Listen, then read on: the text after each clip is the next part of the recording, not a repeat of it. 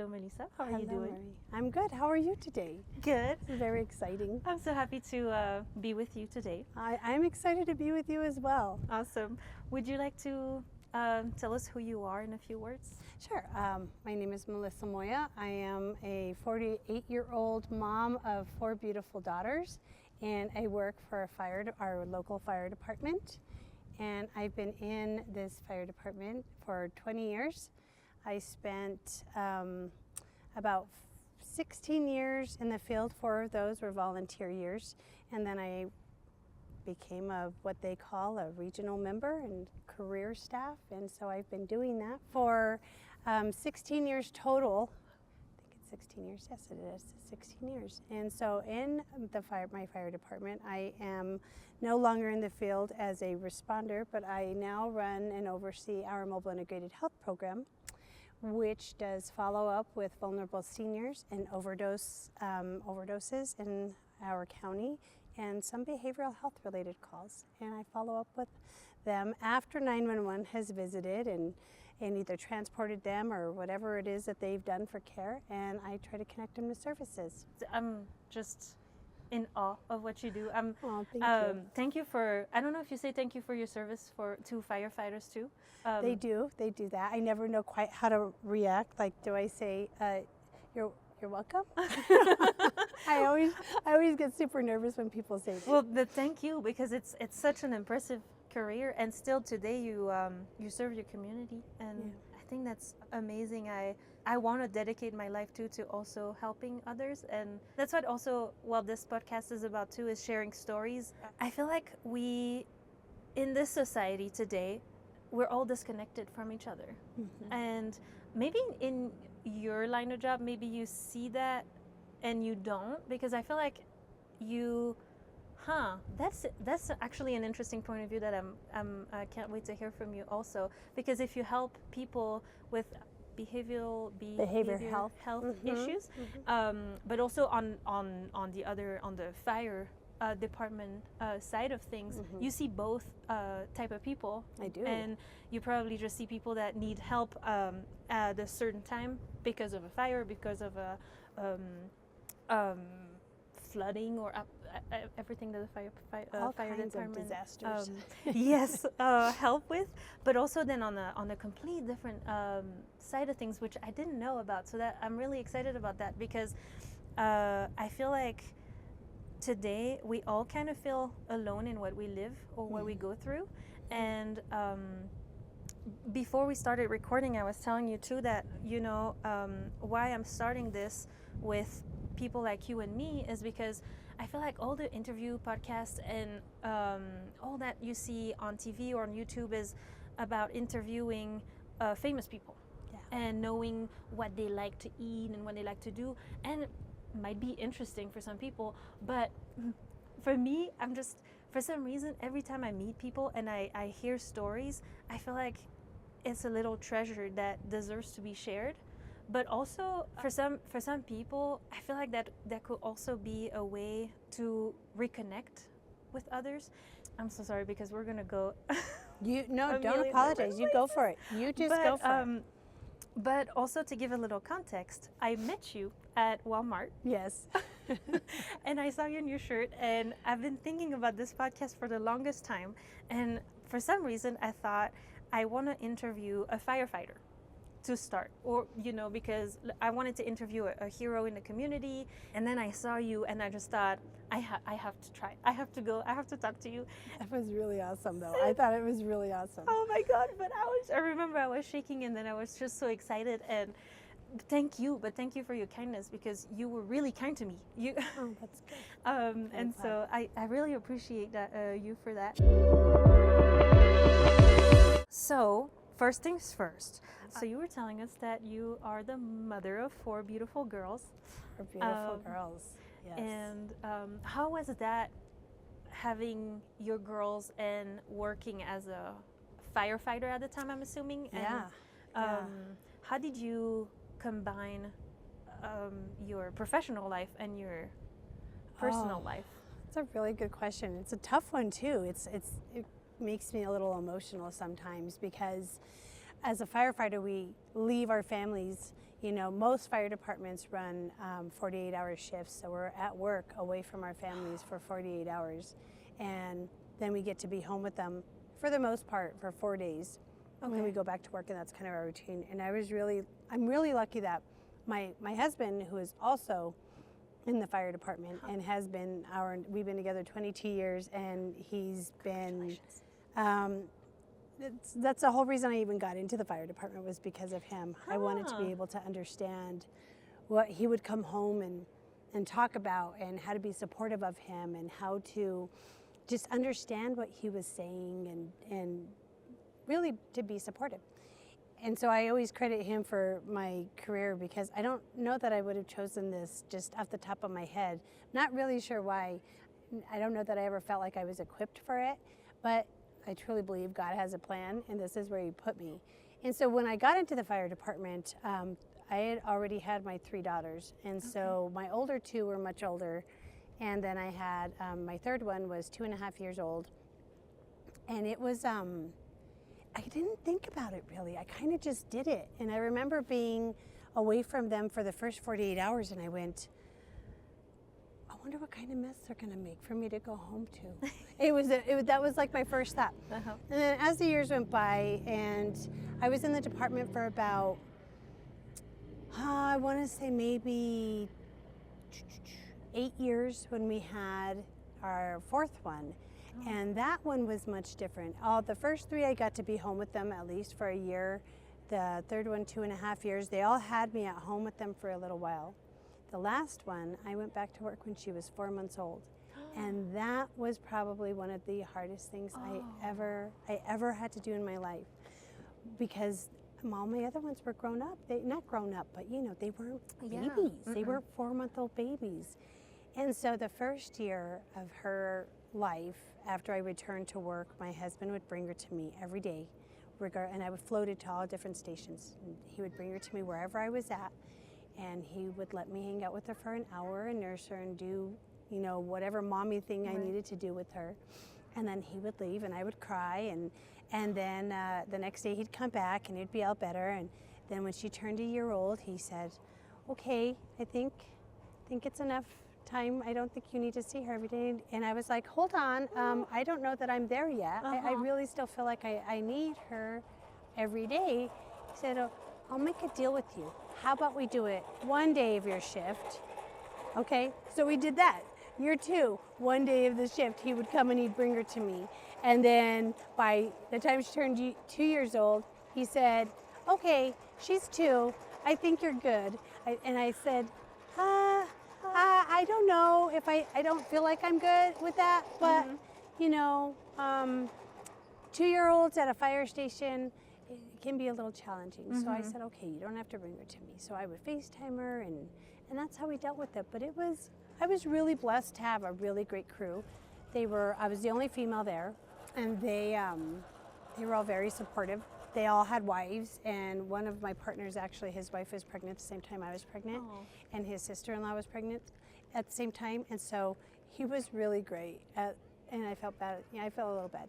He came to work, had to deal with a pregnant woman, went home, had to deal with 2 pregnant women. It was quite funny. And I stayed in the field until I was almost 5 months pregnant, which was probably should not have stayed in the field that long, but I was very stubborn. And I earned my spot. I'm going to stay here, stick it out as long as I can. But my department and my crew made it really easy. They really did. I feel like that in any job that you do, I feel like that's crucial when you have understanding. Yeah. Because, for example, see, for me, I just had a son that you met, Jean-Pierre, and he's 1 now. But when I was pregnant, I actually was the mail carrier. Your mail carrier, funny enough. My mail carrier. Yeah. And so I actually worked until 3 weeks before having him. Oh my goodness. Oh wow. Because as a contractor for USPS, I don't have paid time off, or it's my contract. You don't get any of the benefits. No, whatever happens, you have to have the service needs to be delivered. So so I just worked as long as I could, and then I had a sub, we call them. Like I had a lady that would that worked for me for the last 3 weeks, and then she worked my first month of postpartum, and then I had to come back because she couldn't. So he was a month old when you went back to work. Yes. Oh. 6 days a week, and at that point I had one more month to work full time, and then I was losing the contract. So I could rebid on the contract, or I could let it go, and I chose to let it go because I couldn't do it. Right. 6 days a week anymore. But with my experience, Yes. when we needed money because my husband has a full-time job, but we still have bills to pay. So even though I would love to be a this world is not set up for single incomes anymore. No. As much as I wanted to be a stay-at-home mom, I had to keep working, and so I was subbing myself then for that route and for other routes as well. But the thing is, sometimes my husband had to work in town, so he has a hybrid schedule, so he works part-time in town, part-time at home. Wow. But some days I had to go work and he still had to go to town, so I was taking my son with me because it was just like 2 hours, maybe 3, in the post office sorting the mail, and then it was on the route, and he was just behind me in the car, which was perfectly fine because at the time he was sleeping most of the time, of it. So it wasn't an issue, except that one day the big boss came to the post office, and of course she just came right when I came back from the route. And so I came in with the stroller and all, and I had to change my son on the on that station of mine, and this and that, and she didn't talk to me though. But see, sometimes I don't know how you feel, because it seems that in your at least in your with your crew it wasn't the case, but sometimes I feel like women are the hardest between themselves, because that lady, she didn't even talk to me, she didn't even I didn't see her look at me, and I tried to wave, and usually when I'm with my son, everybody's really kind to me, or or forthcoming, or coming to see how he's doing, what's his name, how old is he, la la la, and nothing. And I was just thinking, all right, well, I didn't know that she was the big boss at the time either. And so I'm doing my thing, and I'm finishing everything, and then I leave. And then it's I think it's 2 days later that actually Jay called me, and he was like, well, Marie, do you know who was there when you came in? and I told him no, and he said, well, that was the big boss, and you cannot come with your son anymore. Because it's not the place for a baby, which it is not this. It's not the right place for a baby either. But again, like, I don't feel like this world sets up women to be successful when it comes to having babies. Like, you're supposed to be a mom, a wife, and still work. Yes. But there's not really the support system to truly support that. No, and that's very frustrating, because you're right. I feel like we're asking so much of us, and to be good wives, to be housekeepers, yes, to be in charge of the house, to educate the kids, and still make money, and I'm really lucky because, well, also he's just now behind the camera, but I don't have a demanding husband in that sort. Yeah. If he could pay for everything and for me not to have to work, he would love that. And he would do that.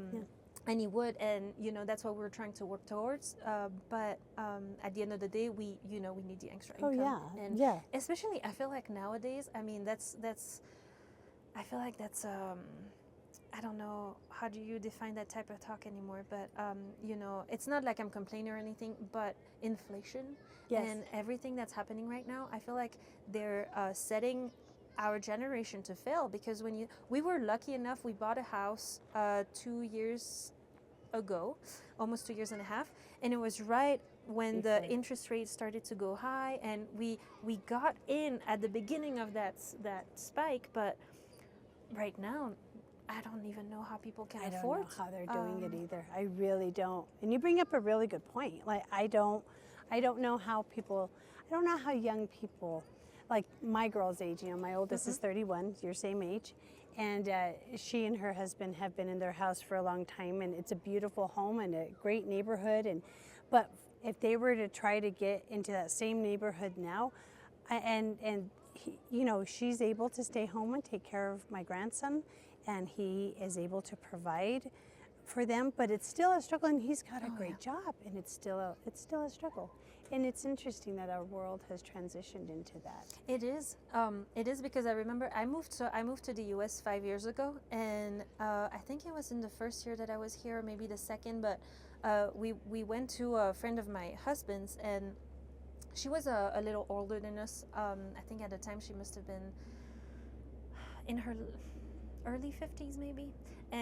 So they still have, I'm assuming, but a house in the Northeast Heights and this and that. And they were telling us that they bought that house, I believe, maybe 15 years ago for $100,000. Yeah, yeah, yeah. And you're looking at it going, what? Yeah. So you know that house now is worth four times that. Yeah, four but, times you that. know, Probably, it's like, yeah. okay, yeah, we're not working with the same market and with the same We're chances. not on the same level. And all This that. is not the same. But, yeah. you know, so yeah, but you know, then I feel like, I don't know how you felt when you were a younger mom, or even now, but I feel like we always have to be creative also in how to make money. And, Oh, yeah.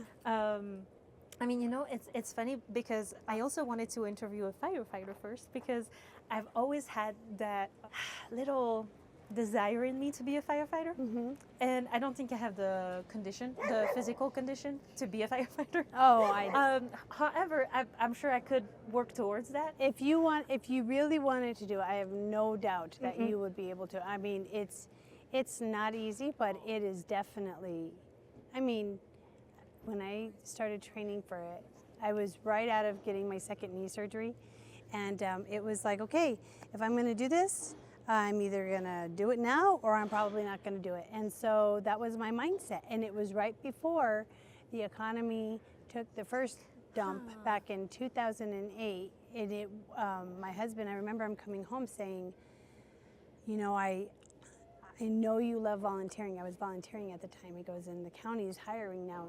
What do you think about joining? This is in 2007, actually. What do you think about joining the fire department? And I said, well, I mean, I am in the fire department. He goes, no, getting paid for it. And I was like, well, I do get paid. I'm a volunteer. I get paid per call. And he was like, no, as a career. And I was like, you want me to be away from my babies for 48 hours? And then I sat there and I thought about it and I thought, I really do love doing this. Like, I never thought of it long term. And I said, okay. So 2007 was the first full-time, like full academy that the department was going to have.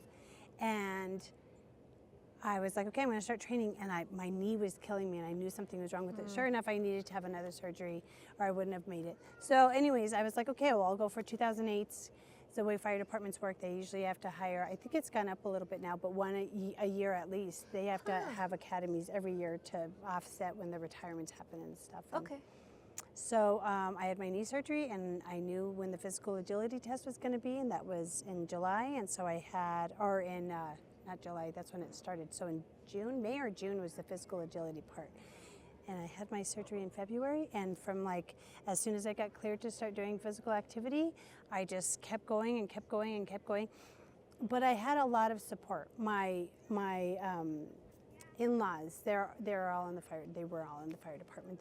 They're retired now, and my mother-in-law is still a chief of her volunteer fire department, which that's where I started, and I still love them absolutely. So my husband would come home. He built me the stairs. He did everything to help me succeed. Nice. So I didn't do it by myself. That is for certain. I mean, my family was there cheering me on. Nice. You know, when I needed to drag something that was heavier than myself, excuse me, I would drag them. It was. You can do it. You can do it. Oh, but see, I love that you have an amazing support system. Do you think that who you are today is also thanks to the support that you've had? Yes. Oh, absolutely. Growing up, I'm from New Mexico, born and raised from New Mexico, and my grandparents, who were both educators, played a huge role in raising me, and I attribute everything to them on teaching me how to work hard, how I mean, to never stop. I'm even after they retired, they both kept working, and I know I would not be who I am today if it had not been for my grandparents and my family. I mean, I'm part of a family that has been supportive and loved me and my kids from day one, and yeah, I think family is the most important thing. That's the legacy you leave behind. People often talk about, legacies. Oh, your legacy is, your years of service. No, my legacy is my family. My kids, my family, that, how they think of me and the relationship I have with them. That's what I think my legacy is. My kiddos. That is very beautiful, and that's, I mean, so true. I feel like I'm giving you like a thumbs up or a sticker, like, yeah, you're right. But yeah. I feel like I have so much to, learn from you too. And on the personal level, with my journey, I learned so much from that too, because I'm going to ask you that in a second, but I have three brothers and three sisters, and I'm the oldest. Oh my goodness. I know. Oh wow. So growing up, I mean, family is everything to me also. Yeah. And I mean, my brothers and sisters, they're like my children, because I am 31, but the youngest is 8. He's gonna be so mad at me if I'm getting his age wrong. He's 18. Oh my gosh. So, wow. So there is a really, big gap. But how many brothers and sisters do you have? Oh, let's see. I have 4 sisters and 1 brother, and one. I'm the second oldest. So I have an older sister, and then I have me, and then I have 3 younger sisters, and then a younger brother. And the baby of the bunch is my youngest sister. So I have it's a quick funny story. We refer to her as our new sister, because she found us through one of those genealogy tests. Oh, okay. And so she found my uncle to my biological dad. Gosh, it's been, I guess, 6 or 7 years ago. I'm off on the timeline. And she's just this amazing human being. I can't believe I lived like this life without knowing her and having her in my life. And I do think siblings have a lot to do with growing up, and sometimes they teach you how to be tough, and it's like your first form of bullying, right? Or your siblings. Yes. Sometimes. But my oldest sister and my new sister, they are amongst my best friends. I mean, I cannot imagine doing life without them. They're just, my new sister lives in Florida. She's not local, but my oldest sister's here, and we talk pretty much every single day, and she is what I always say, my God-given best friend. I can't imagine life without her. So siblings have a huge part. I mean, they do. They do. They really do. I feel like also, it's funny because growing up, I mean, well, for me, I mean, it's a little complicated, but I have 2 real sisters, even though I don't like to say that. But yes, no, I know what you mean. Yes. It's like, so it was me and my 2 sisters. Then my parents were together, but not married. They separated. Then my dad met my stepmother and married her, and they had 3 kids. And then my mom had 1 son with my stepfather. And the thing is, you never know what really happens in a family. No. And when the door is shut, you don't know. And we went through some rough stuff. Oh, yeah. But brothers and sisters were just everything to each other, because we know, we just have to look each other in the eye and know what we feel, what we think, and what's going on. And I just feel what you just said so deeply, because with my brothers and sisters, that they're your best friend. They just they really know who you are, first of all. Yes. But also, what you went through, and they all. Yeah, you all kind of went through it together. Yes. Right. Yes. Yeah.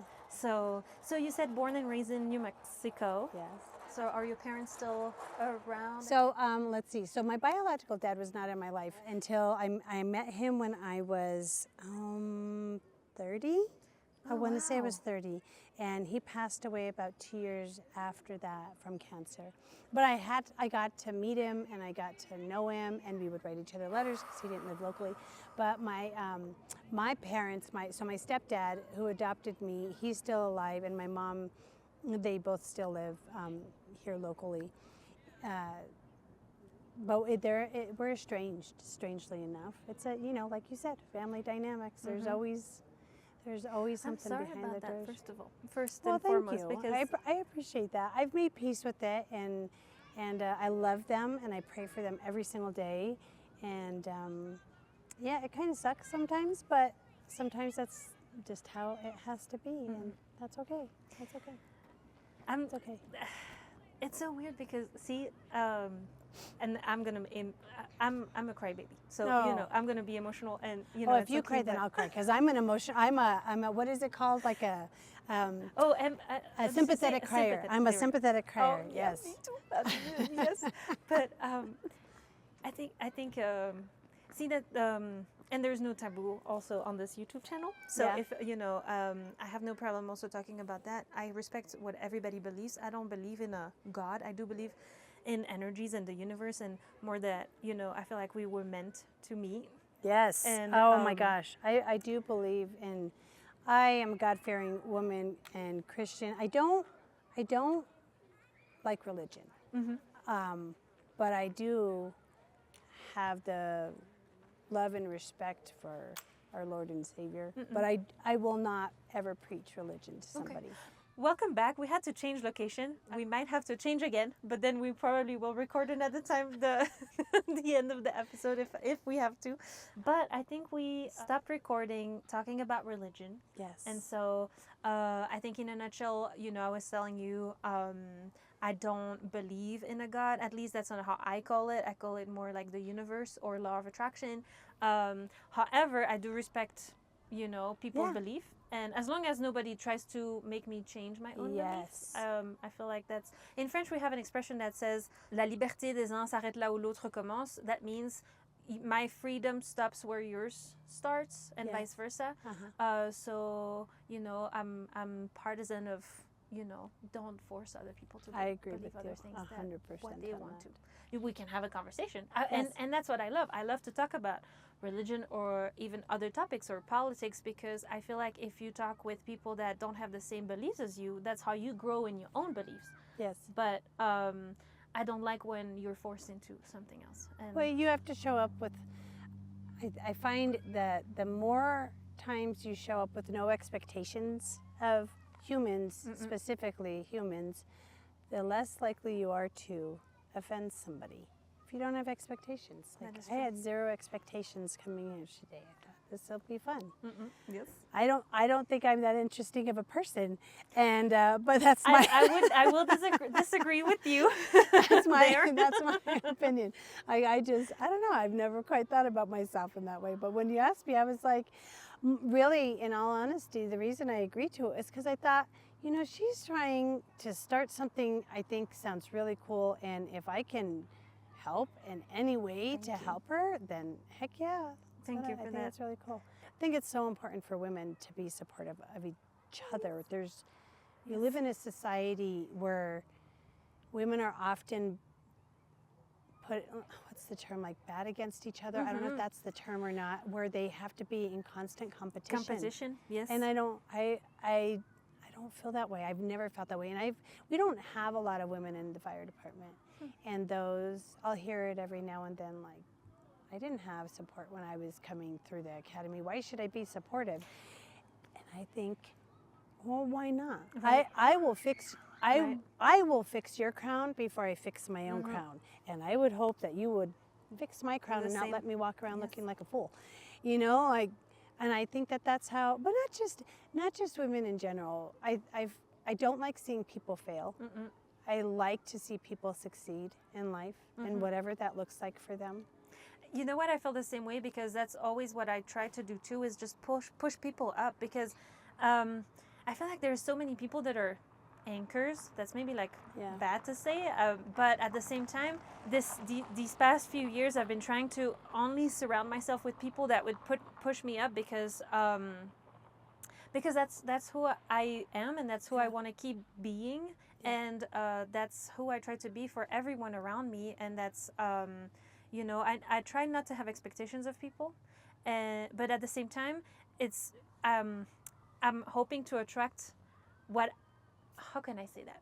So I'm trying to be a good person, and A positive positive influence. one, yes, Okay. so Yeah. that I can attract that in my own life too. Yes. And but I totally agree, because see, that's also so hard, because I don't know what your experience was when you were pregnant, but for me, when I was pregnant of my son, I feel like a lot of women, I feel like it's a competition of, oh, I did it without an epidural, Oh, with an yeah. epidural. It was so short. It was so, I didn't get sick. I got sick. I did this and I did that. And I ate only vegetables and I ate this. And I was just Yeah. like, I don't know okay. why. There's always that constant competition. I don't know why. I don't know I don't why, know as a why. society, we feel like that we even have to compete with each other. Whatever worked for you, if it worked for you, then, you know, Then, that's right? amazing. Good for Amazing. you. Yes, Like yes. whatever, don't have that. I don't think it's fair to put, like you said, put your beliefs on somebody else. That is true. You That know? is true. Or I feel like, but see, I feel like also as I'm growing older, I'm changing my point of view on certain things. And growing up, for me, everything was either black or white. It was Yeah. good or bad. There's really no in between. And I had really strong beliefs. And that's why also I identify with you a lot, because what you were telling me, it's a different story. It's different. But for me, my mom passed away not too long ago, Oh, honey, I'm and so sorry. I wasn't talking to her. Oh, And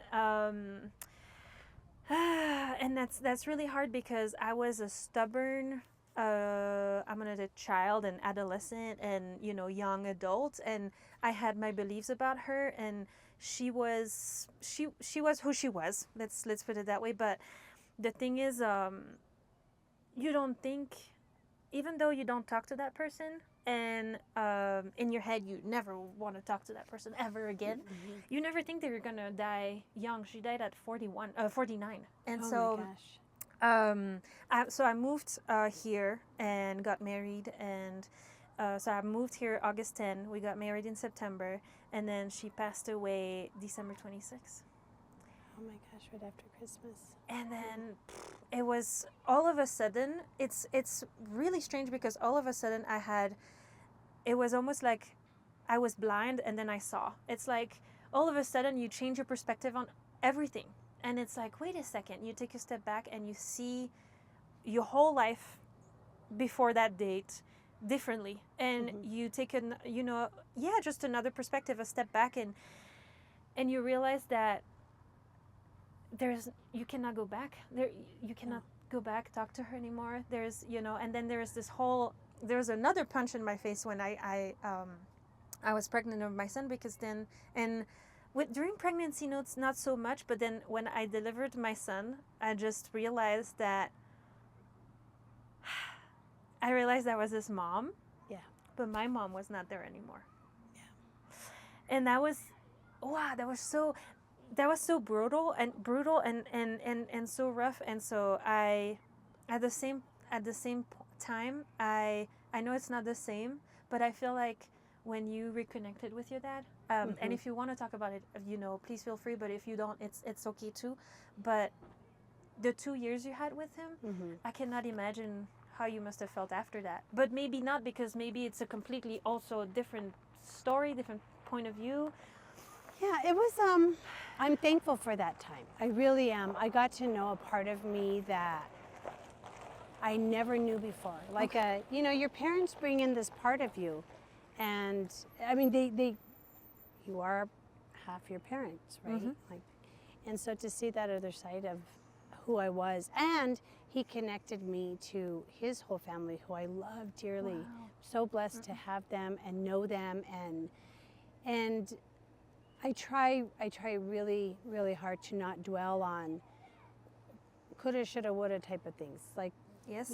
I truly believe God has a path for me and a path for everybody, whatever that is. It's not my place to dictate anybody's path. And that's hard as a parent, right? It's extremely high. I feel like that's the hardest part about being a parent is you give your absolute all to the raising this being, and they have your whole heart. Like even at, I have 4. They each have, I always say, like they each have a chamber of my heart. Like the 4 of them together make up my entire heart. And that's a beautiful image. When one like doesn't, what you have envisioned as parents, we have this vision in our head of what our children are going to be when they grow up, right? And when they don't fit that, one of the big, and it happened, I think with my oldest, I think she was really the one that, she was my first baby, and she was such an easy baby. Gosh, she was so easy. And she grew up and she moved away, and she had like this whole other life that I never envisioned for her, and it was really hard. And we battled a couple of years when she was like in her early 20s, and probably until she became a mom. And then all of a sudden it was like something in her clicked, and she had this new appreciation for me. And then for me, it was like, I need to respect her and her beliefs, even though they may not be my beliefs and I may not understand her, but I love her and I respect her. And whether it's not about me, it's about her. This is her life. This is her child, her marriage, her whatever.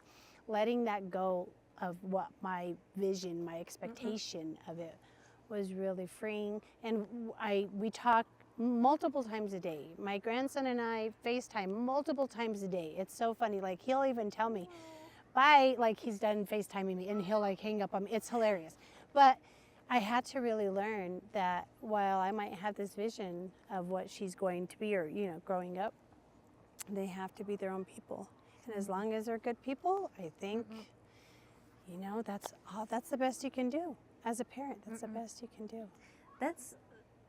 Thank you for sharing that perspective, because see, again, like as a daughter, because I mean, I'm a mom too now. Yeah. But my son is 1, so I don't, as much as I can envision your perspective, I'm really not there yet. Not yet. But I'm still the daughter to my parents. Right. And see, for the longest time, I mean, my dad always pushed us. He was always pushing us to be or do whatever we wanted to be or do. And my godfather lives in Texas, and he's Belgian too, but he lives in Texas. That's so interesting. Yeah, his story's pretty funny too. But long story short, when I was 18, I went to visit him for a month, and when I came here, I was just like, this is where I want to be. This is where I want to live, south of the U.S. I just loved Texas, but I knew I wanted to live in the U.S. And so since I was 18, I told my dad,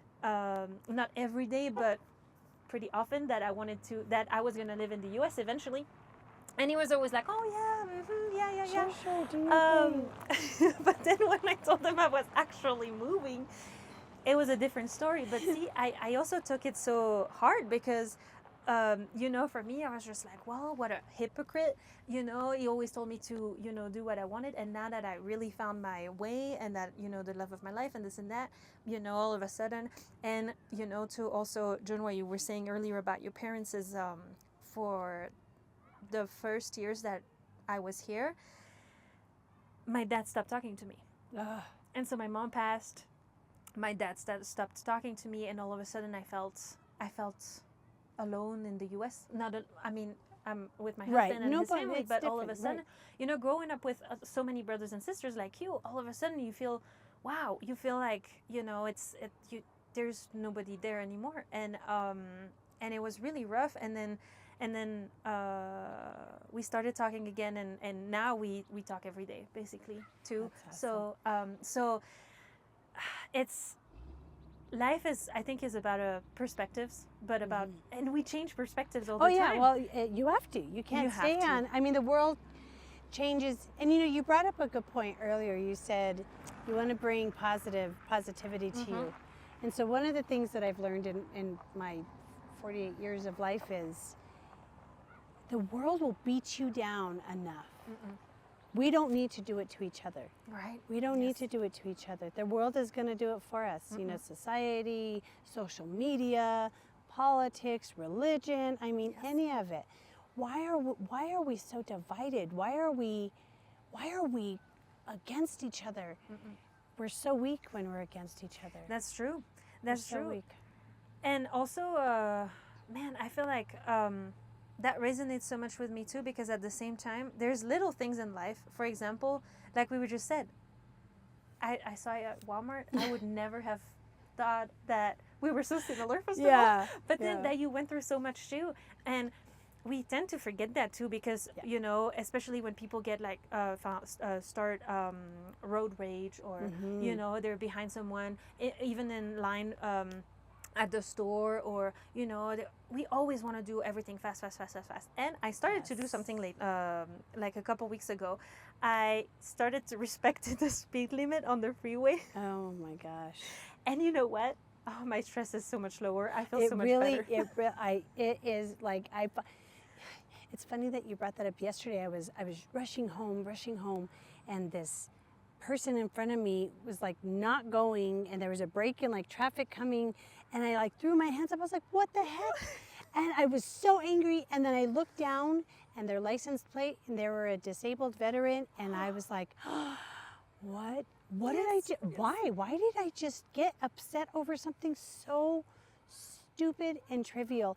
And I ended up not like following this person all the way home, but we were going in the same direction. The poor thing probably thought I was stalking them, whoever it was, and I felt really bad. But I almost wanted to like just pull up and say like, I'm so sorry. Right. I'm so sorry. I acted like such a fool just now. You did nothing wrong. That was my own whatever, my own crap, you know, and I chose not to do that because I thought, what if they really think I'm like stalking them or something, you know, and whatever. So I just gave them space on the road as we're like following each other home, and went the speed limit, and I thought, wow, that was really dumb. Why did I get mad for such a trivial, like insignificant, you know, thing? Yes. And then you don't even, you know, gain time, and that's the worst part. But see, I'm still like that a little, because I think it was last week or the week before, we went to the store, and I get to the parking lot, and that person was like unloading their groceries, but they were almost done, and they were in one of the parking spots that were closer to the door. So I was just like, it's okay. I'm just gonna wait that they're done. But oh no, they were blocking a free spot right next to them with the cart, and it was an older lady. But I was just like, come on, you can just put your cart like on the other side of your car so that I can park. And my husband was like, really, Marie? Like, it's okay. Like, let them be. And I was like, all right. But I was getting impatient. And so, and then she eventually moved her cart, and we were able to park. We got out. We got our stroller out, our son. And the lady was so nice. She came to me. She was like, thank you so much for your patience. That's so kind of you. And in my head, I was laughing because I was like, "Oh yeah, no problem." But I knew in your head, you were like super upset I was like, over. "Oh my God, I was not patient at all." But you know, but then that person was so kind, and I was like, I should not react this way. Yeah. Well, and I do think I am not the same person I was when I was in my 20s. I'm not even the same person I was 5 years ago. I feel like you have to evolve, and you can either be one of those people that evolves into an angry, bitter, miserable person, or you can evolve into focusing on the positive things in life. And I'm not always good at it. There's times where I get so caught up because I'm tired, I'm sleep deprived, whatever, work is stressful, whatever it is. And then I'll meet somebody like you, or I'll meet one of my, you know, my clients that I get referred from. So when the guys go on, the men and women fire department goes on calls, that's how I get my referrals for my program. And in that, there are overdoses and elderly people, and then some behavioral health. And I have found that when you said that sometimes you'll meet the most amazing people, they have the most amazing stories, I have met some of the most amazing people the last 5 years that time has forgotten, you know, because they're older and they're no longer part of the working force. Some people, not all, some people think that they're maybe don't have value to them.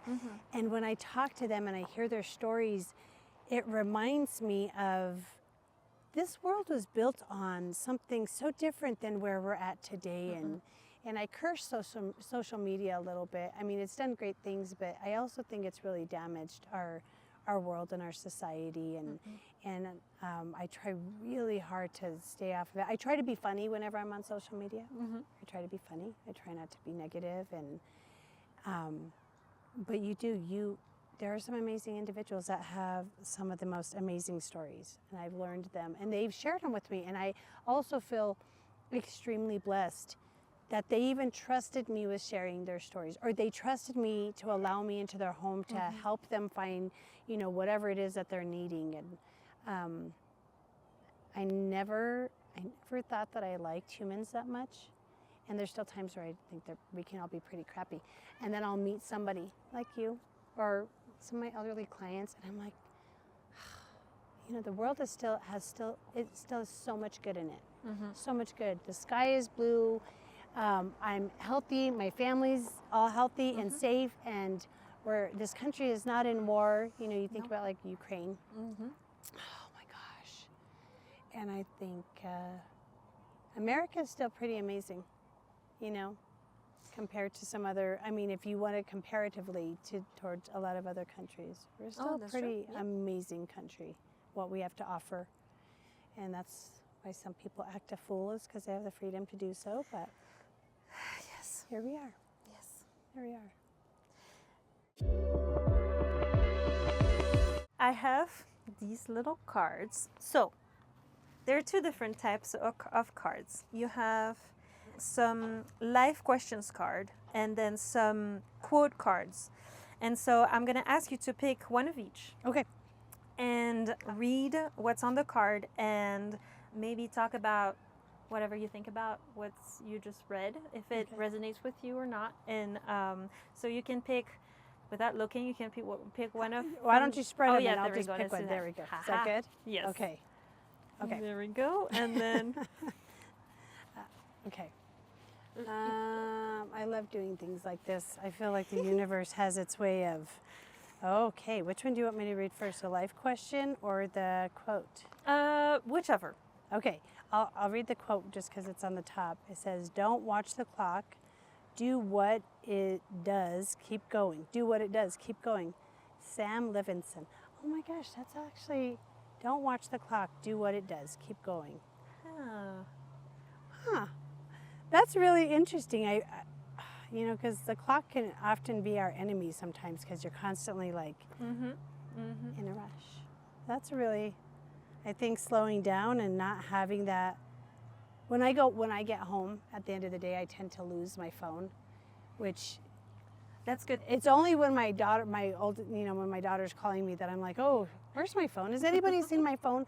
But I lose sight of that, and it is good. It's good to not have that constant reminder of something. So I think that's amazing. Don't watch the clock. I'm gonna have to remind myself of that one.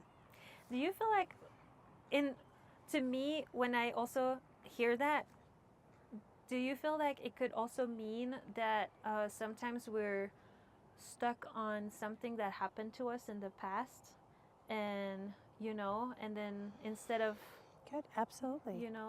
Keep going. Instead of being in that keep going mindset. Instead of sitting in that, whatever that instance was. Yeah.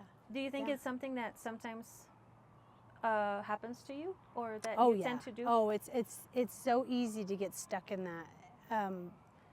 I think that if you're not consciously reminding yourself, okay, that sucked, but it's over, it's done with. This is a new day. Let's keep going. If you don't, I have to consciously remind myself of that, because I think anybody can do it. Get stuck there, regardless of what it is, whether it's childhood stuff, whether it's work related, friendship related, whatever that is. It's very easy to get stuck in that. Are they starting early voting? Is that what this is? Which is fine. I honestly do not want to vote this year. I don't want to vote. I still can't. I don't want to go either one of them. Because I'm not a citizen yet. I'm still an immigrant. You're not. How long do you have to be in the States to become a citizen? Well, so I came on the fiancé visa. And so when I got here, we had 90 days to get married. Got married. Then I had a 2-year card, and then I had to renew my card for 5 years, but they give me a 10-year, so I'm actually now on a 10-year. But because I've been here more than 3 years, I can pass the test to be a citizen. But it's another $800. So we're like, okay, now that I have 10 years, we'll put money aside and I'll do it, You eventually. could save $800 in 10 years, Right? right? Yeah, it's gonna little. it's gonna happen. But it's like, okay, it's not my first priority anymore. But but also the only difference though, I have a driving license, I have a social security, I can do everything like you, except vote. If I had an option, I would get rid of both parties, because I really feel like that's what is dividing this nation. Is let it just be independent. There's no parties. The funny thing too about here and comparing to Europe, or at least like Belgium and France, those are the example that pop up, because of course I know about the politics there. Right. Is that over there, it's never one party that wins. It's always a do you say coalition? Like a coalition? Yeah, like it could be a coalition. A group of So no, okay, it's not completely true. So what we do is we vote, of course, like you guys, but we vote for 6-7 parties, and then the ones that got the most votes, they have to talk together and find compromises and just make work a government together, as opposed to it being Democrat, Republican. Than just one party. Because in France, actually I think it is the one party, even though they have to work together in the chamber and the Senate, because of course unless one party has the absolute majority, right, the majority of it. But that never happens. So and here it's either one or the other. There's like things about the Democratic Party that I respect and I appreciate, and there's things about the Republican Party that I appreciate and respect, and the Liberals, I find very little in common with them, but that's still like whatever. That's okay. I feel like I'm really more independent. I have conservative thoughts on certain things, but really at the end of the day, it's like, be a good person, go to work for what you want, pay your bills, and take care of your family. That's like sums it up. Okay, so the life question is, what does happiness mean to you? And that is, that's one of those questions that makes you like, you have to stop. I don't have to stop and think about what makes me happy, but it makes me go like, oh, that's what makes me happy. It is, first and foremost, my family. Seeing like my family's, they're all doing well and they're all healthy, and helping people, strangely enough, and I sometimes feel guilty that it makes me so happy to help people, because I want to be one of those people that does it without any how do you say, like, payment back, if that makes sense. Like, if I could do this work for free, I would do it for free if I didn't have bills to pay. I wish I didn't have to get paid for this, because I do think that money can ruin things. But I truly believe that I was put on this earth to do two things: to be a mom and to help people, even though it sometimes really sucks on both sides sometimes. It can be hard, right? But happiness means family. That's what it is, my family. That's a beautiful answer.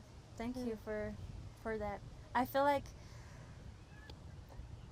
it all comes down to family, always. I think that in a way we're lucky, because like you were saying, your family mostly is around you here in New Mexico, but mine is away, and I hate social media for so many aspects, but I'm also so grateful for social media and for the internet, because that allows me to send videos to my dad every day, and for him to send me videos every day, and to my brothers and sisters. And so I feel like everything, there's bad coming from it, but good coming from it too. And I think that family is the anchor you need. Always. Always. I wanted to ask you because I've always had like this little spark about becoming a fighter. Maybe also because I like watching shows about firefighters. Those shows aren't real, Marie. I was gonna say, do you watch any, like for example, Have you watched Station 19? Oh my gosh, that's funny. So my 18-year-old, when Station 18 first came out, she wanted to watch it. So we were like, okay, fine, we'll watch it. And so this is literally me. I'm like, that does not happen. That is not real. Okay. And you don't sleep with each other at the stations. That is not real. This is making women look like hoes. No, that is not real. And so, like a medical, call will happen or whatever, and they'll do something in the field. And I'm like, that is a crock of baloney. And she's like, Mom, can you just let me enjoy the show? I'm like, but they're lying. That doesn't happen. She's like, just let me watch the show. So I'm like, I can't watch the show. This is such baloney. It's not how it happens. Okay. Not every single call is dramatic. Right, yes. Okay. And fire and looking really cool, because I can guarantee you on a majority of fires I've ever been on, I do not look cool at all. And that's okay. That's not what we're there for. So no, I don't watch any of those because they drive me nuts. I do like the medical shows though. Like there was the one, I think they canceled it, but it was called not The Intern, The Good Doctor? No. No, not The Good Doctor. It was the other one. Did you ever watch Gilmore Girls? Yeah, no. No, but it had that guy in it. Why can't I remember the name of it? The attendee? No. Oh, I don't know. Huh. To be honest, I do watch Grey's Anatomy, that's probably the only one. I loved Grey's Anatomy, but I haven't watched it probably in about 4 or 5 seasons. Once they killed off McDreamy, I was like, well, there it goes. I can't watch it anymore. Okay, yeah. So, well, at first I was like that, and then I learned that he was actually not the nicest guy on set, and so I was like, okay, I can watch again. Okay. So I do enjoy the medical shows, which I still critique them sometimes, but I'm not a doctor, so it's fine. I only know a little bit. Yes, right. I'm like, I'm not a doctor, so I don't know everything on that part. But see, it made me think of you because, in Station 19, at some point, they develop a program they call Crisis One, and it's about, behavioral health and people with mental disorders and that need, more help than what an emergency room can offer. Yes. Yeah. Or because they say that usually for those calls, it's usually the police that actually get sent out for someone that's like yelling on the parking lot or in their house. Or and so I found that very interesting because of course it's a show and I have no idea if it's something exists. And then it does actually. And then you're telling me that's what you do. So I was like, oh my God. Not on that level. So there are like Santa Fe City has a alternate response unit is what they call it, and so that's a lot of what they do. And then Santa Fe County actually has a mobile crisis team that goes out and it is very effective. Okay.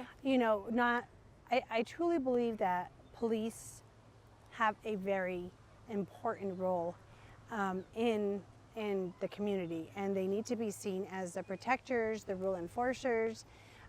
It's good for them to have the education on how to appropriately handle mental health calls, but I don't necessarily think that it's their job to, their job is to serve and protect. And as a number, that is what their job is.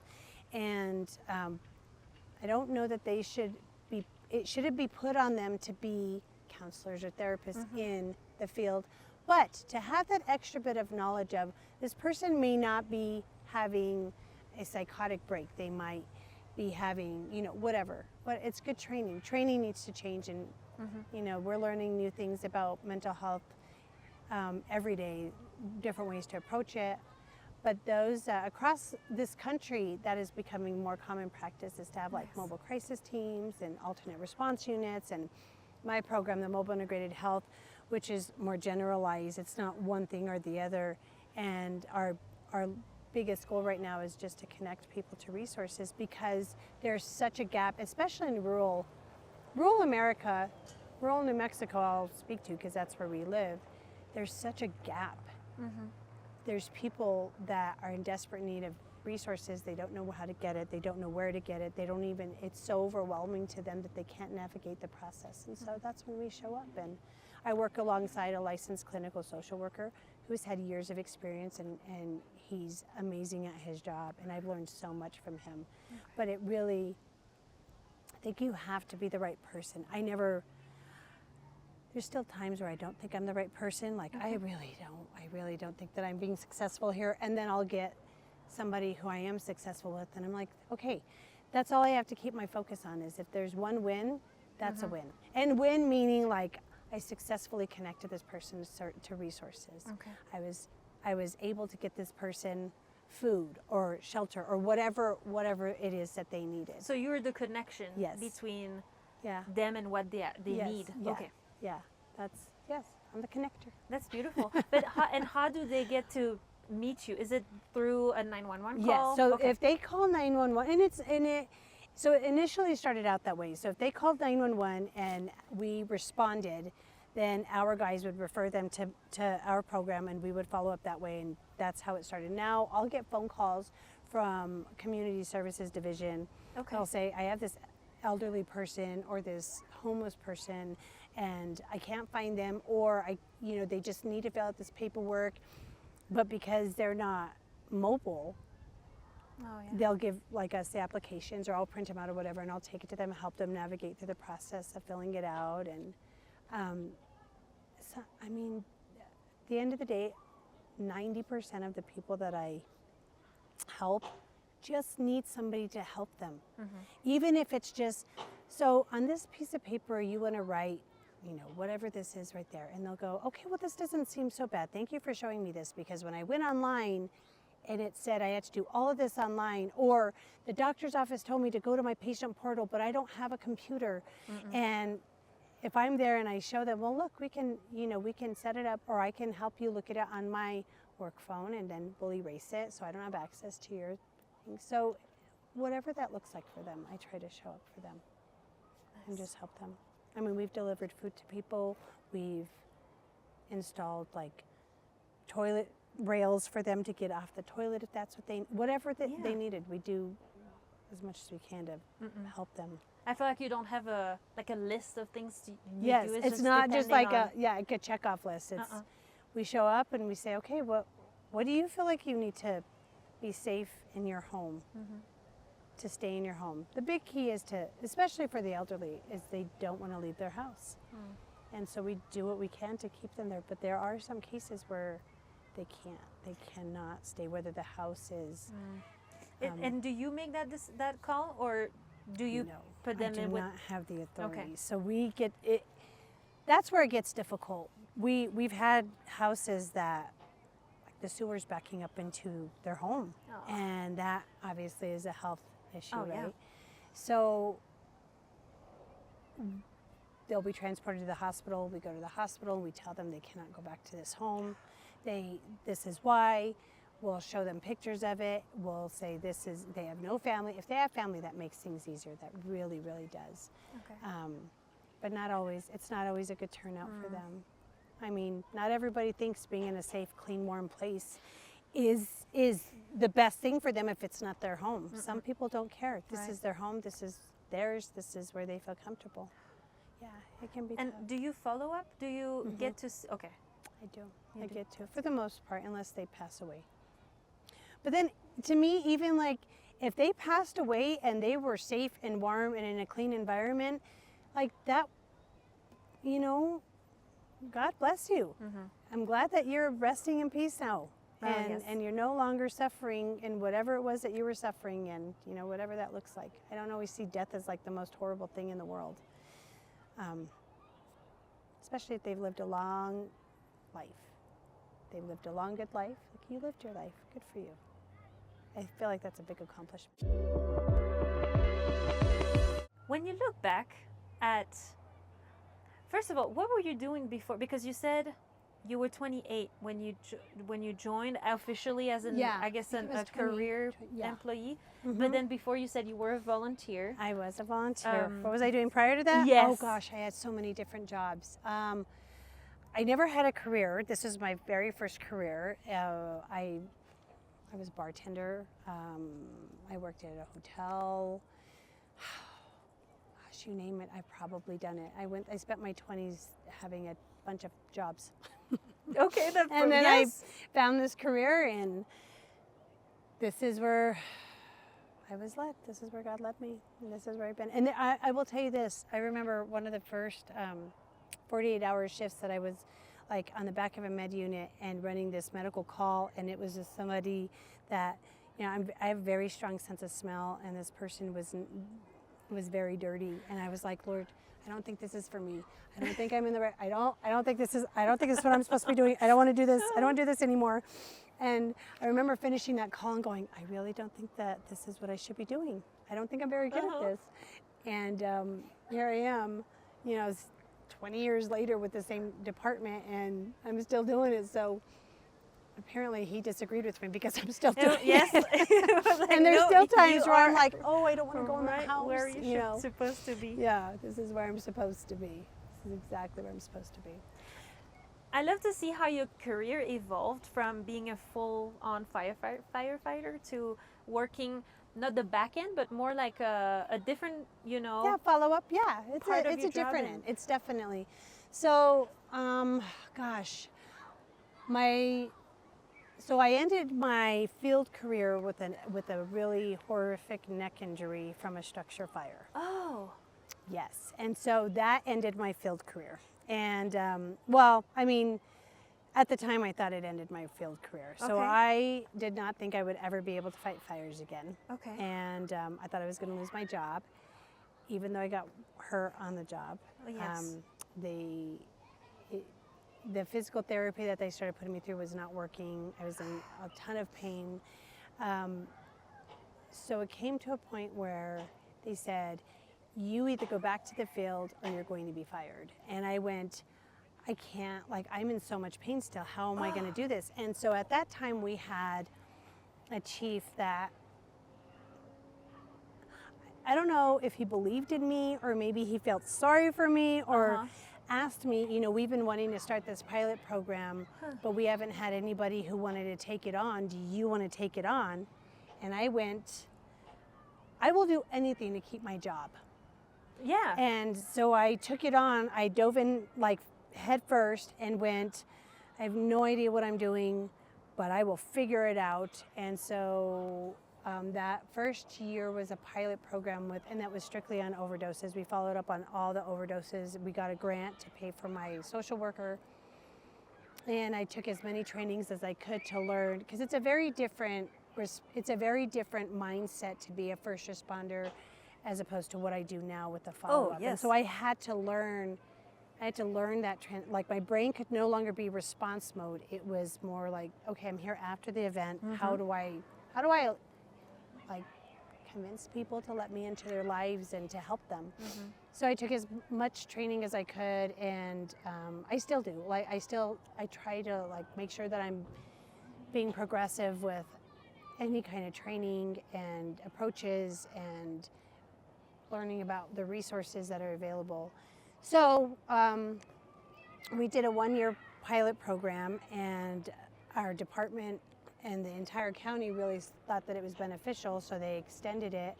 And I think it was 2 years later, no, maybe a year, I don't remember how long, where they made it a permanent program and a permanent position, which even though I had been in this position, I really fought for it to be an application process, because I didn't want anybody to think that I had been handed this position. Yes. So I went through the application process, I got the job, and that's what I've been doing ever since. But I did have to, in order to keep, because firefighters have a retirement, right? We have I came in under a 20-year retirement, so I can retire at 20 years. Okay. That doesn't include my 4 years of volunteer, which really stinks. But okay. So in order for me to keep that, I had to get cleared as a firefighter. And so after coming through this whole injury, and I was like, okay, I want to be able to go back to the field if they don't want me in this position. And so I had to get myself back in shape, had to do tons of physical therapy and learn how to adapt to this injury that will never leave me, and for me to still do my job. And so I was cleared, and they allowed me to continue with this program and still be a firefighter. Not that I have the desire to fight fires anymore like I did when I was in my early 30s. 48's not a fun. It's not a fun time anymore. Well, you don't look like it's not a Well, fun time, thank to be you. honest. Thank you. I But appreciate that. when you said at first that it was about overdoses and I'm curious about that because for me, and I mean, I know nothing about all that. To me, if someone overdosed, they die. They Mark. can. They Oh, can. but okay, so you don't necessarily die from an overdose. No. And that's when you come in. That's Okay. when. So that's when when we started this program in 2019, naloxone or Narcan is a medication that people say it's a reversal. I don't like calling it a reversal. It's more of it knocks and it only works on opiates. Okay. So it knocks the opiates off of the brain receptors, so they're no longer overdosing in an event. So some people will see it as a reversal. Okay. So in 2019, Narcan was very limited and was not readily available, and pharmacies were charging an obscene amount of money for it. And so our program started with giving as much Narcan away, and so every single overdose that would occur that we would find or would be that, and we would read all of the reports and find these overdoses. We would follow up. We'd go to their houses, knock on the door, ask them if they were interested in free Narcan and training on how to use it, and if so, were they also interested in treatment? Some said yes, and then we would connect them into like treatment, which meant rehab. Some said no, thank you for the Narcan, and we said okay, here's our card if you change your mind. And we got a few callbacks, and since then, the county has been saturated with Narcan, so it's everywhere now. Okay. So overdose deaths still occur, but they're not as common as they were. You know, and then COVID happened. Yeah. And then COVID, like the year 2020 was such an obscene year. 911 calls went down because everybody's scared to go to the hospital. We were all on lockdown, so people were not using like they were before. And then, you know, COVID passed, 2021 came along, fentanyl made its way into this state, and we saw our very first overdose, April of 2021. I'll never forget it. It was this young girl, and most beautiful young girl, and it just ripped my heart out to see that, and that we couldn't get to her fast enough. And it was not our responsibility to respond to her in our role. And but fentanyl was so destructive. It's still so destructive. Oh yeah. Okay. So since then, it's tapered off a little bit. It's still very prevalent. But I have a whole new understanding about what addiction is. And a lot of it, 90% of it stems from trauma, whether it's like a physical trauma, an emotional trauma. It all stems with that.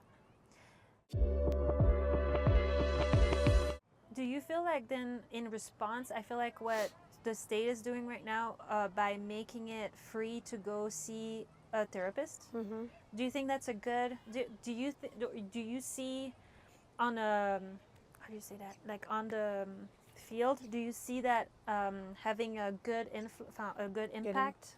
Or I've not seen it yet. Okay. I don't know. I know New Mexico struggles with having enough providers.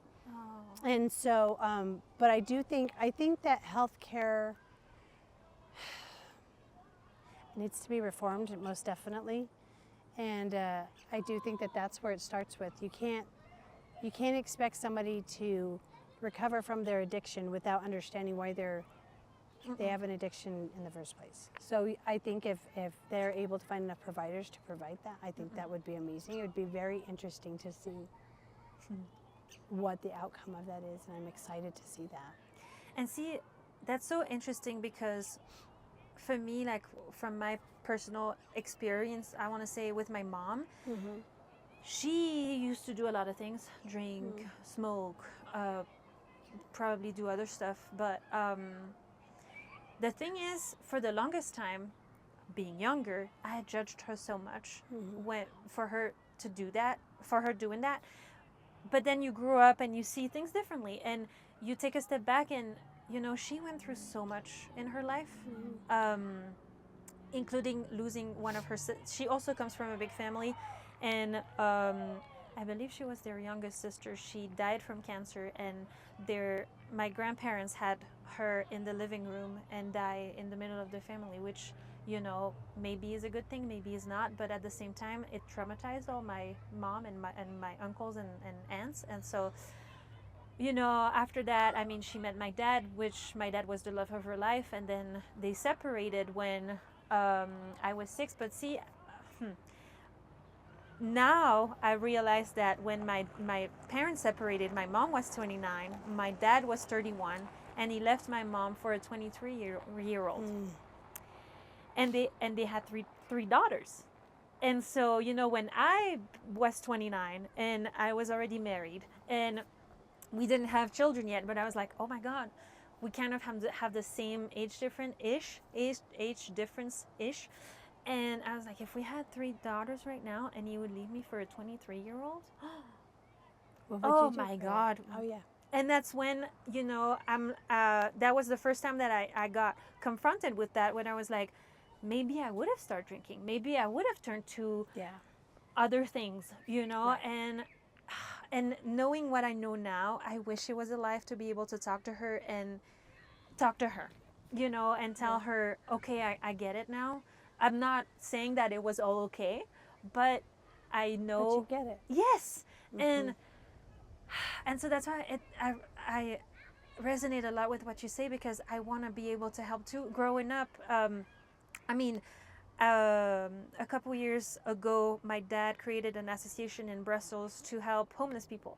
Oh wow. And we helped, which was amazing. At the same time, it was a little rough for my family because the house became the association. Yeah. So everything was association. So it was a little rough, but it was also amazing to be able to help people. And so we were collecting all week. We were collecting clothes and water and cans and fruits. And then the Friday came and we would go to the train station and give whatever we had collected. And also we would make food and we would distribute food. And that was just insane, because you know what you said earlier about people would accept your help and people would not. So at the time, I've always been good with paperwork. And so what my role was was to try to help people, because at the time too I was in politics in Belgium a little. So in Belgium we have what I'm going to translate as the social house. And so it's entity where people would go if they need help financially, or to find a job, or to find help. Okay. And so they would meet with a social worker and they would build a case. And that case, depending on what the social worker would say they need, money or furniture or all kinds of stuff, would go towards a council, which I was part of as a politic. And we would review the cases and then talk about if we agree with the help that we would give, or if we would give less or more, or different help. And so because I was in that circle, what I liked to do when we were going to the train station is to talk to people and try to find them the right help, and try to and that's why I just love this, because I connect so much with what you're saying. But so many people would not want help, and that's the hard part. It's so hard to go and go with the purest heart. And people would because we were like, it's okay, because they were telling us, we don't want to get out of the street because we have so much debt, and right now we don't owe anything to nobody. Yeah. And that was so hard to hear. Oh yeah, you go like, what do you mean you don't want help? It can be. It can be very defeating too. You can feel very defeated when you've worked so hard to help somebody and they're just like, nope. I know. And so throughout all all those people that were there, we got one person out of the street, which is still one person. It's hard to see it as like a win, but it is. It is. Right? It is. And we got that person an apartment, and he was back into the system, and he found a job, and and that was amazing. But see, we wanted to kind of showcase him, because we were like, you can do it too. Oh yes. And that was so frustrating that at the end of the day, you would go home and sleep in your own warm, comfortable bed, and knowing that And you're all those being safe. people You're were safe. Yeah. out there, and that was hard. That was hard. I remember that one time too. There were refugees coming to Brussels and sleeping in that park in front of the gas station, no, the train station. And there was this family with younger children, and my dad came back with the whole family home. And he was like, okay, so we're going to make food for them. Marie, you go show them the bathroom. They're going to shower. They're going to, we're going to give them clothes and all that. And we were like, okay. Okay, we'll do this. And That's so, impressive, though. That's everybody was amazing. just moving and running and all that. And so I will never forget that little girl. She came to me and to my bedroom, because after she showered, I told her mom, you go shower, I'll take care of her. And so we, I helped her. I mean, I have 3 brothers, 3 sisters, so Yes. I know how to get a little kid ready. Yeah. So I was like, it's okay. And so she saw that pair of sunglasses in my bedroom, and she was like, oh, those are so pretty. And I was like, oh yeah, here, you can have them. Like, what, take whatever you need, or whatever you want. And then, but then at the end of the night, we couldn't have them sleep in our house because we just didn't have the space. Right. And so we had to drive them back to their tent, and that was so hard. That was so hard. But my dad was telling us too, we help the best we can, but the rest is not up to us. Then the government needs to jump in, and there needs to be more. But at least we give them a little, Dignity. Yes. Yes, you give them dignity. And that, I feel like, from what I hear from you, that's what you do too. I try very hard to. I try to never show up and say, this is what you have to do. I always try to respect their autonomy, and if they choose to refuse it, it's heartbreaking and heart-wrenching. And those are the days that I come home and go, I don't want to do this anymore. It's so hard. It's so hard. But until, the good Lord changes my path, or it's retirement time, or whatever, this is where I'm meant to be. Mm-hmm. And I've had a few wins. They're not my wins. They're their own wins. But I don't want any credit for it. It just makes me feel good knowing that I helped you get there, and that you're no longer where you were, whatever that looks like for them. So. That's nice the way you say it, because I feel like a lot of people take credit for things when you empower people. When you say that, it's not your win, but theirs. That's the whole point of it. I want them to see how important they are. I had one of my very first elderly clients. She's my favorite story that I love to tell. In 1 year, she had called 911 41 times, and she had been transported about half of those in 1 year. And so they referred her to me, and I started, I introduced myself, and she was so hesitant at first, so hesitant. She was 90, and she was addicted to pain pills because the doctor, she had broken a leg, and so they gave her these pain pills, and they never monitored her. They never checked up on her to see how she was doing. And so one of the horrible things with pain medication is your brain no longer has the capacity to handle pain, because it's not been dealing with the pain for so long. Pain is there for a reason. Doctors are not involved in her care whatsoever. So I show up, and she was super resistant, very private, didn't want to really tell me anything. And finally, after about 6 months of me visiting her and building a rapport, and I had to be stern with her. I had to tell her, these are no good for you. And the reason you're having so many other health issues is because of this. And it's been 3 years, and she is 93, and she's not on any pain medication. In fact, she's on very few medications now. After she stopped taking the pain medication, a lot of her ailments went away. And I think she has had a couple of fall calls where she's had to call 911 just to pick her up, because she's elderly and she's in a wheelchair. But she has not been to the ER in over 2 years. And to me, that's like the greatest accomplishment of my career. You're not on pain medication, you're not going to the hospital, you're healthy, you're 93, and you're thriving, and you're doing well. And she's my favorite story to tell. And it took a lot of work. I finally, after 3 years, finally was able to get her to accept a home health care aide to help her come in and take showers, because she wouldn't take showers. She would only take sponge baths. I can't imagine how many years she went without a shower. She's finally taking showers. Like, to me, it's like, oh my gosh, this is amazing. So I look at her and I'm like, you know what? If this is the best that I get to do in my life, I'll take it. Because she's 93 and she's amazing. Yeah. It's such a great, I'm so thrilled to be a part of it. And she'll always say, oh, it's because of you. And I'm like, I did nothing. No, you did I the showed work, up. And you know, I don't want to say badgering you, but I convinced you, and like, you trusted me enough. You did all the hard work. You're the one who did all this work. I just supported you. And she's like, but I couldn't have done it without you. I don't know if that's true or not, but this is where you're at. I think that's true. I think you deserve credit too. But well, thank you for that. I appreciate that. Yes. Just seeing her doing so well is all that I need. All that I need. On another level, I wish I could do that. I feel like without having the right title, it's difficult to be able to pop in people's life to help them.